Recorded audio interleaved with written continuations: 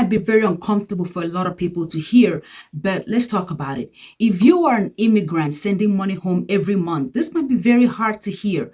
But I've noticed a pattern with women that I work with. The ones sending most money home often have the least amount of money saved for themselves. Over $100,000 salary, but about $3,000 in savings, $2,500 going home every month, no 401k contribution in over a year, and most times their kids have not been on holiday. Here is what is happening. We are all trying to help, but without a system, we are funding other people's lifestyle while sacrificing our own financial security. And the hardest part, they have stopped planning because they know you will figure it out for them. So today, I want to walk you through how to support your family back home without it costing your future. Not by cutting anyone off, but by building a system that actually works for everyone. Because cutting coffee and budget tracker alone will never get you to financial freedom. Boundaries and systems are very important when it comes to building financial freedom. Let's get into it. So first of all, let's talk about why this is happening. Let's start with why it can feel impossible for you to hold on to money, even when there is plenty of it coming in. Many of us grew up watching our parents give everything. You're constantly giving and helping families. Anyone who did not give was labeled selfish, greedy, and bad. So there is this belief that gets formed at your formative years. Good people sacrifice themselves even when it destroys them. Now you're making over $100,000 a year, but you only have $4,000 saved because every time money shows up, there is this panic that makes you want to get rid of it.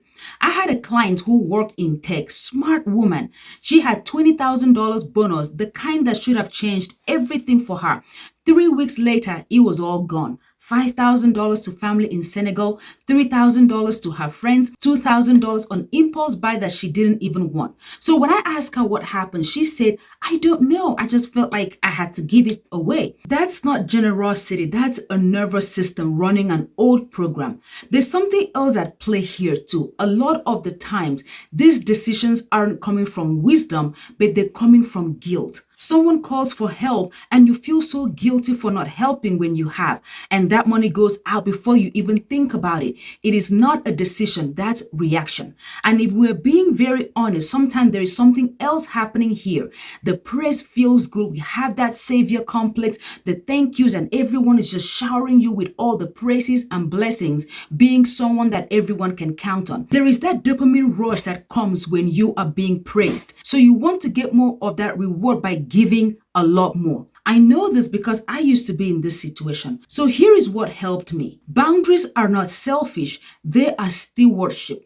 They help you manage and steward the money and resources more efficiently, just like a workplace. Think about your workplace. Finance doesn't just hand out company money to whoever asks. There is a request, a review. Most times the answer is no, not because they are heartless, but because there is a budget, a plan, responsibility to the bigger picture. So the same principle applies here. Most of the time we don't think about this. Money isn't the only way to help someone. And this might be very hard to hear, but you might actually be hurting them by giving them money every time they ask. Number one, you're weakening their problem-solving muscle.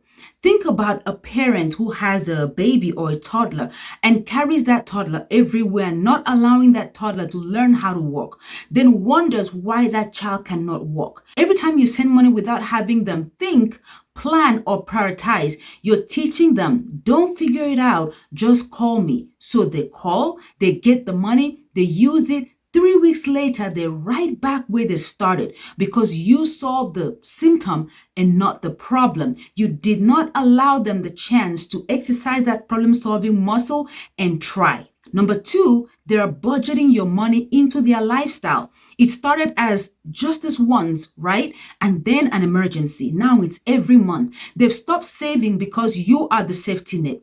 Here is what I've learned. 80% of the money we send back home isn't really going towards emergencies. It's going into lifestyle expenses disguised as emergencies. The rent they knew that would be due a year from now. The hospital bills, especially the pregnancy that gave 9 months notice, but nothing was saved because you are available. Number three, what about your own children? Your kids are here. right in front of you, seeing less of you, living with less, growing up watching you stress while you fund other people's lifestyle thousands of miles away. I had a client whose daughter asked her, Mommy, why don't we ever go on vacation? And she answered actually very honestly. And she told her, because I send the money back to my family. Do you know what that little girl learned at that moment? She learned that she's not that important, that she doesn't matter that much. Here is something I want you to consider. If you were to pass tomorrow, your family back home would figure it out. They would grieve, but they would survive. But your children, do you have life insurance? Do you have assets that would keep money coming if you're not here? Do you have a trust that would bypass probate? Your children are your main priority. But there is good news. You can support your family and still build wealth, but you do need a system. This is what I call the 5-account system, is what I used. Create 5 bank accounts and automate everything. Account number 1, your bill account. Calculate all your recurring bills, your mortgage, utilities, phone bill, subscription, and automate transfer here every payday. Bills get paid automatically. Account number 2 is what I call the freedom account. So your emergency fund, 3 to 6 months of your emergencies saved here. Because if you lost your job tomorrow, this keeps you afloat. This is your peace of mind. Account number 3, your growth account / investment. Automate 10% of your pay here every month. You're taking care of the future you. Account number 4, lifestyle account. Automate 10% here for your fun, joy things, and you enjoy your life. Holidays, date night, you can also live. Account number 5, obligation account. All giving, family, church, gifts.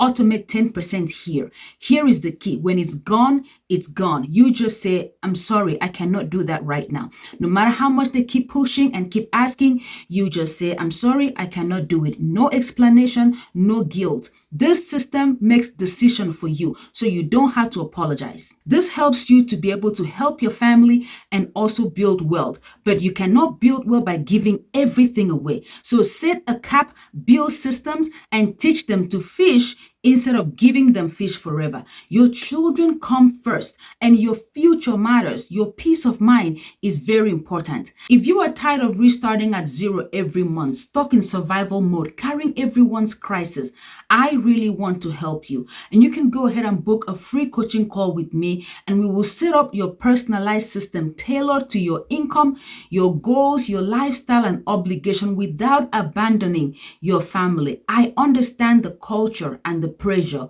The link is in the description. Thank you so much for watching, and I'll see you in the next video.